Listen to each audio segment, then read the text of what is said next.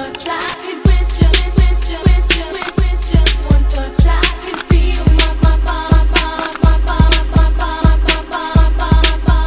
giving.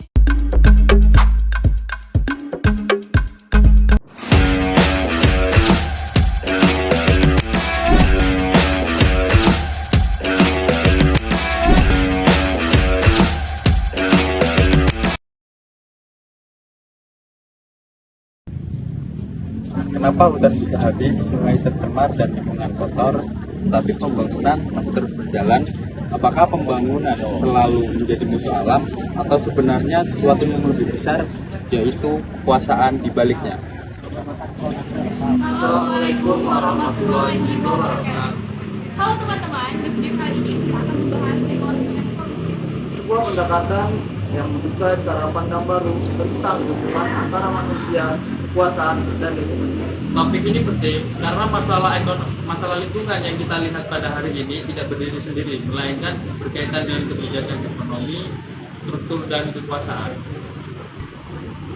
Apa itu pendekatan political ecology? Pendekatan ini bersifat interdisipliner. Artinya menggabungkan banyak bidang seperti ekonomi, sosial, dan politik. Pendekatan ini tidak hanya fokus pada apa yang terjadi pada lingkungan, tapi juga mengapa itu bisa terjadi. Misalnya, kenapa hutan bisa ditebang besar-besaran?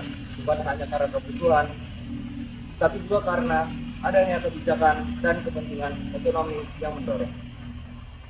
Dalam realitasnya, tidak semua orang memiliki akses yang sama terhadap sumber daya alam. Negara dan perusahaan seringkali memiliki kendali lebih besar, sementara masyarakat kecil justru sering menjadi pihak paling terdampak. Inilah yang disebut dengan ketimpangan kekuasaan. Ketika lahan masyarakat kecil diambil untuk industri, mereka kehilangan penghasilan, dan inilah yang disebut dengan ketimpangan kekuasaan. Kita bisa melihat banyak contoh di sekitar kita, seperti deforestasi untuk perkebunan dan pertambangan. Secara ekonomi mungkin menguntungkan, tapi secara lingkungan sosial dampaknya sangat besar. Dan setelah ekologi politik hadir untuk mengkritisi, apakah benar pembangunan seperti ini benar-benar adil?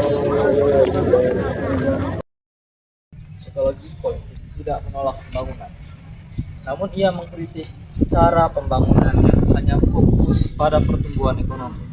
Seringkali pembangunan dilakukan tanpa mempertimbangkan dampak jangka panjang terhadap lingkungan dan masyarakat. Akibatnya terjadi kerusakan alam, ketimpangan sosial, dan krisis ekologis.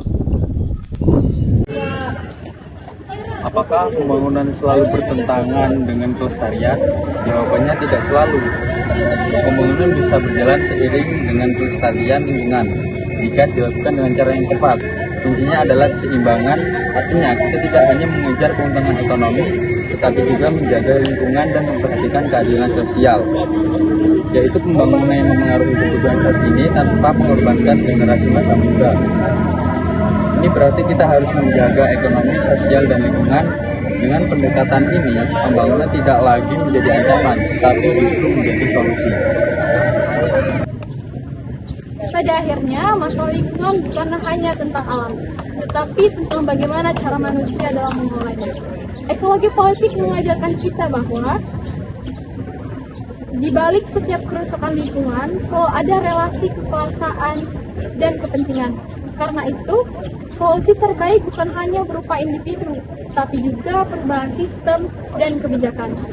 Lingkungan yang lestari tidak akan tercapai tanpa adanya keadilan.